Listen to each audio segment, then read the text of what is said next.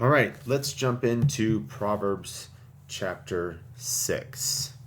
After yesterday's, hopefully today will be a little more easygoing, let's say. Anyway, Proverbs chapter 6, verse 1. My son, if you become surety for your friend, if you have shaken hands in pledge for a stranger, you are snared by the words of your mouth. You are taken by the words of your mouth. So do this, my son, and deliver yourself. For you have come into the hand of your friend. Go and humble yourself. Plead with your friend. Give no sleep to your eyes, nor slumber to your eyelids. Deliver yourself like a gazelle from the hand of the hunter, and like a bird from the hand of the fowler. So, a couple ways that I've always understood this is one, partnering with somebody. Like in a business sense, I would say you're partnering with somebody. Maybe you're co-signing a loan. Maybe you're agreeing to something with a partner or somebody in business, something of that nature. And basically, your word is your bond. And then you realize that like you can't keep your word, you can't keep your end of the bargain. You can't. Yeah, it's just you've become ensnared with your deal. So that's one way that I've looked at it. The other way, which all of a sudden I just had a blank train of thought, is just guaranteeing something or promising something that you can't commit to. So being surety for your friend.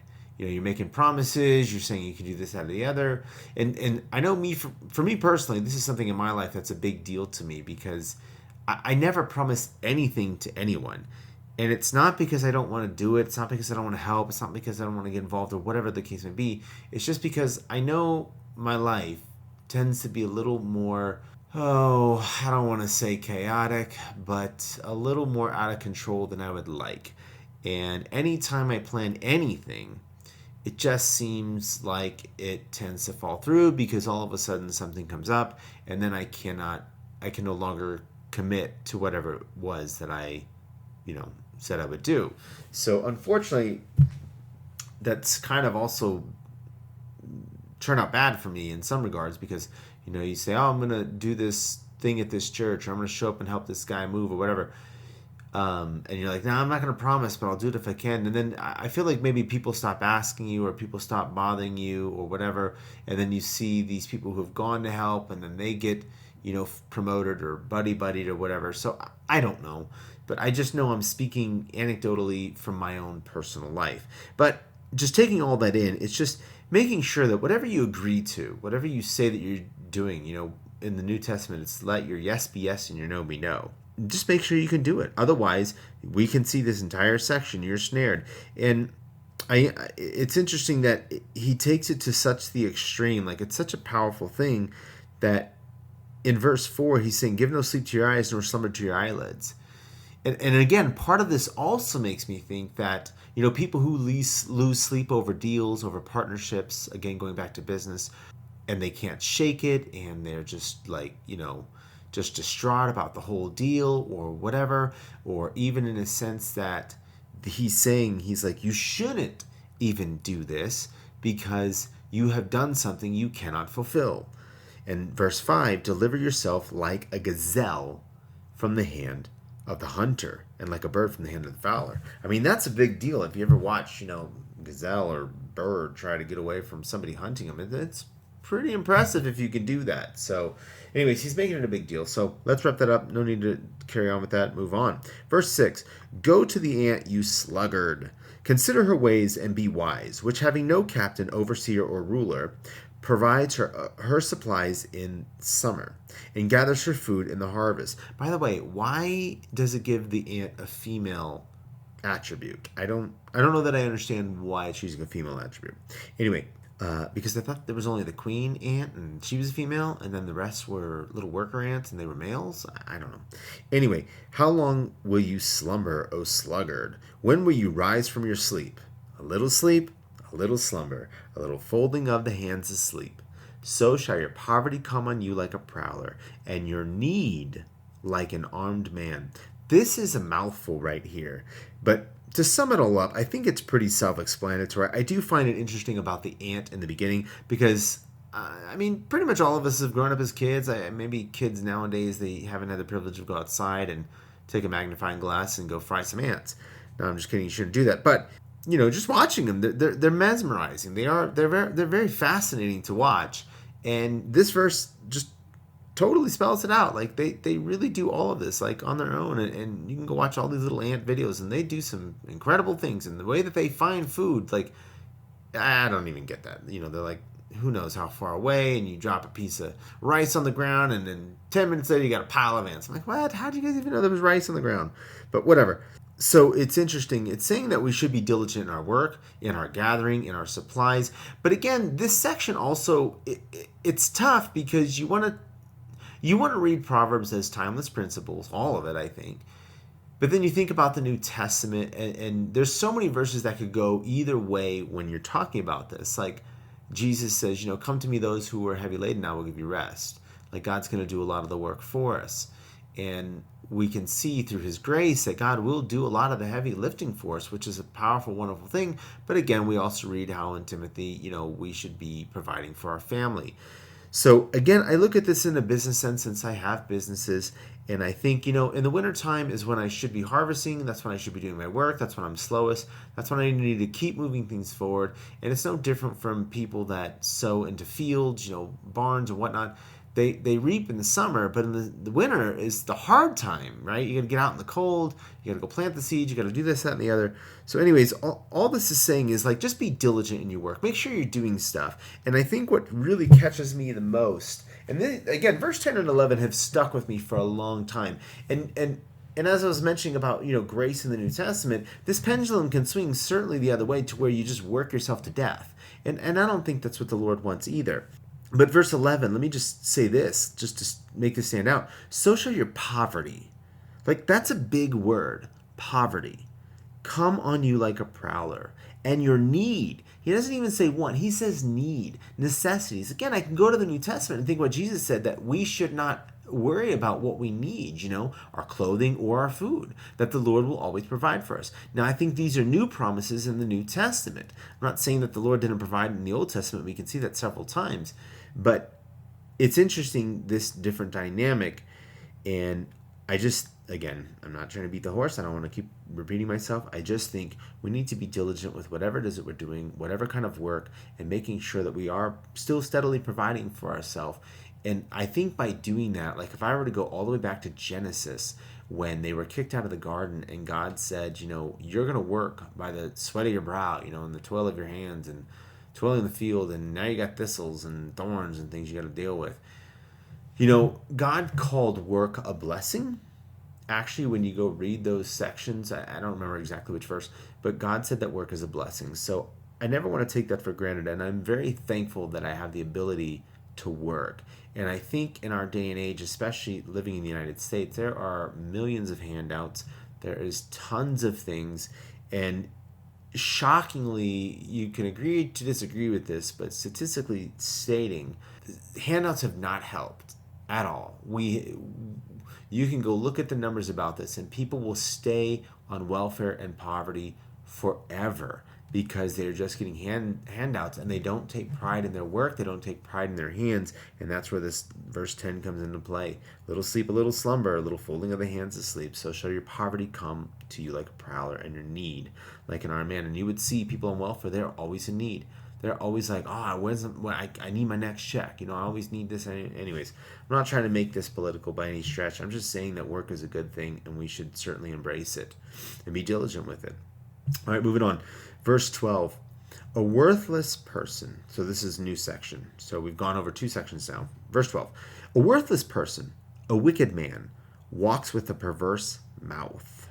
He winks with his eyes. He shuffles his feet. He points with his fingers. Perversity is in his heart. You know what I think of when I read this, let me just stop real quick, is like a used car salesman. I don't know why, but that's just the first thing that comes to mind. But I also think of some savvy business salesmen too. I've certainly watched some of those movies, like maybe not Wall Street. I can't think of the names of them right now. Those broker, New York high-end broker movies, and they're just doing these crazy big deals, and they're just lying through their teeth the whole time. Anyway, So it's just saying they walk with a perverse mouth. Ugh, I wouldn't want to be that person. He winks with his eyes. He shuffles his feet. He points with his fingers. Perversity is in his heart. He devises evil continually. He sows discord. When I was reading this earlier, that also stuck out to me. Sowing discord. Like, I know so many people, Christians even, that do these kinds of things, that sow discord amongst the brethren, just in general. And I'm not sure the why. Maybe it's an insecurity thing. I don't really know. But point being is we don't want to be these kinds of people, okay? Straight up. So always ask yourself, like, I love that I can always go back to Proverbs and these verses always ring in my heart and in my mind, my ears, I suppose. You know, something that'll happen, like there's one, and whenever we get to it, dishonest scales are an abomination to the Lord. And that verse has just stuck with me forever. I don't know why. And that's just meaning be honest in business. Be honest in everything that you do. And I've always taken that, and I feel like it's certainly taken me far in life and in business. Even when I was employed, you know, honesty for me was always the best policy, and I would never be dishonest about anything in that regard. So anyways, moving forward. He sows discord. Therefore his calamity shall come suddenly. Suddenly he shall be broken without remedy. That sounds awful. All right, verse 16, kind of a new thought. These 6 things the Lord hates. Yes, 7 are an abomination to him. It's interesting because people can say, oh, the 7 deadly sins, but nobody can really quote them usually. So here we go. Yes, 7 are an abomination to him. Verse 17, a proud look or haughty eyes, a lying tongue. Here we go. I mean, lying is a big deal to God. It is really a big deal. And side note, we can think about how God could not promise or swear to anything else but his name when it came to Abraham. And I think that's very significant. I even think of Jesus in the New Testament. You know, I've gotten into semantics with people of certain things that Jesus said in the New Testament. I'm always of the notion that Jesus chose his words very carefully, and he never lied ever about anything, because he would have broken all of these rules. Not to mention being God in the flesh, he would have broken the God oath, I suppose. I don't know, I'm making that up. But my point is that a lying tongue, this is definitely on the list. Okay, hands that shed innocent blood. God hates murder. And people can fight over this as well and say, well, what about when you go to war? What about, when somebody's attacking you and you kill them and, whatever. I don't think that's what this verse is saying. It's saying hands that shed innocent blood.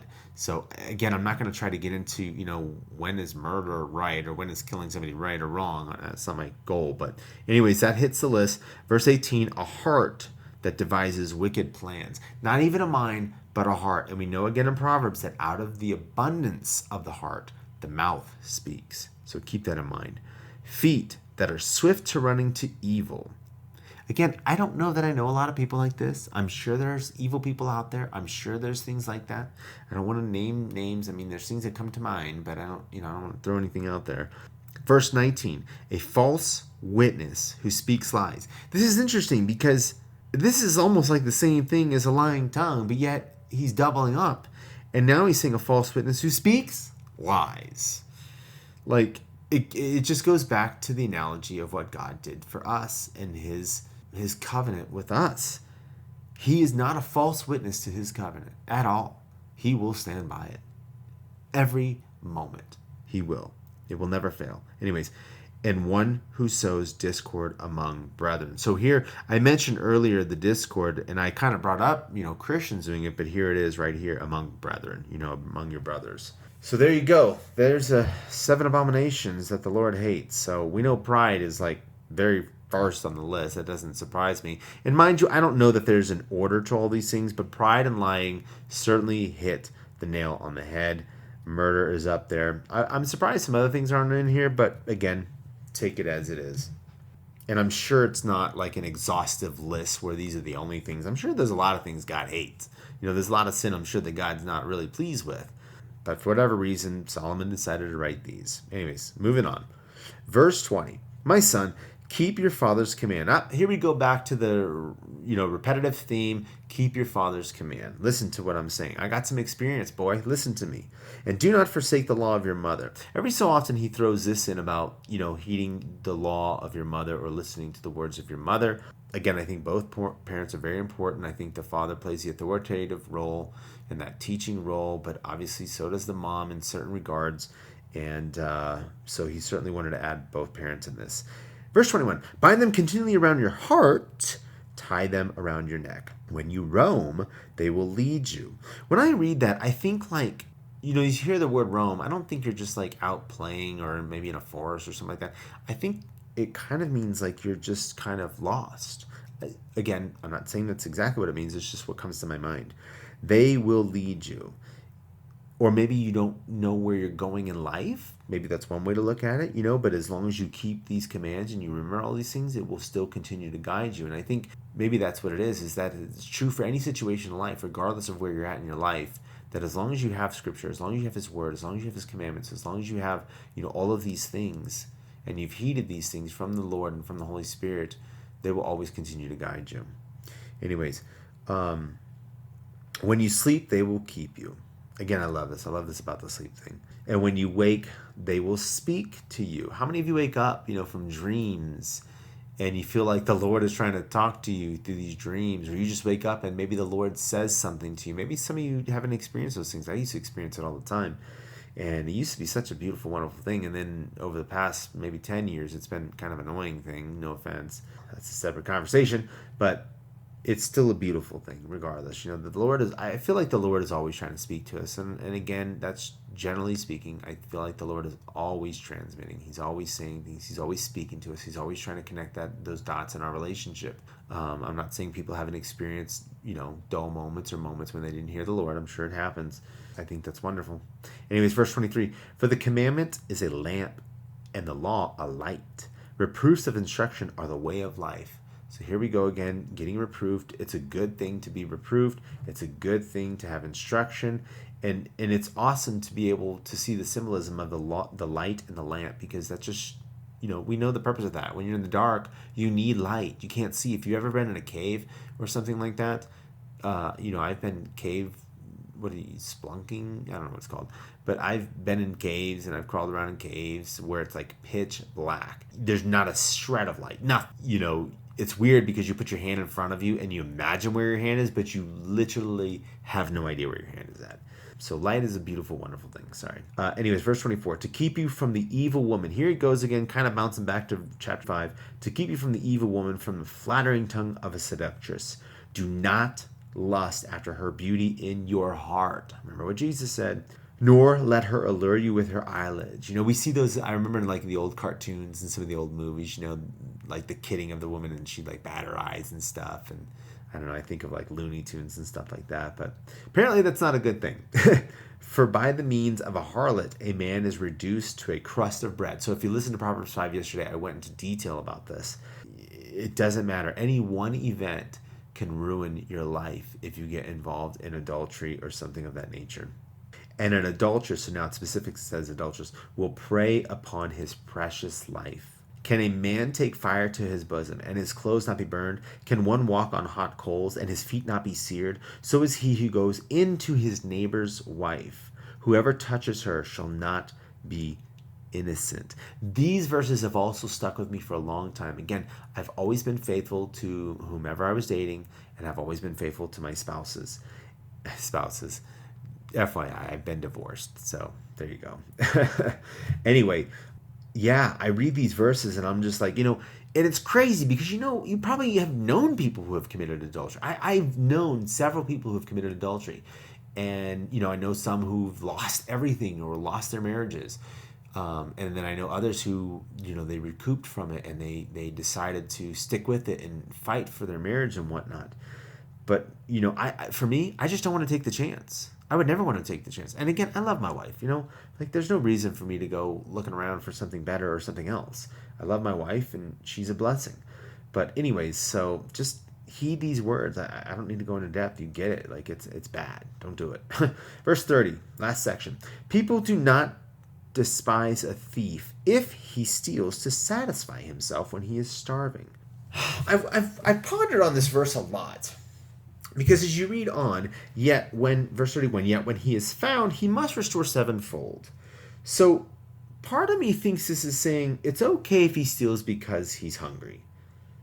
But the other part of me is saying, yes, it's okay, but technically, once it's found out, he is to restore sevenfold. Because we assume he already ate the bread or he already ate whatever it is he stole. He may have to give up all the substance of his house. So this is where it's perplexing to me.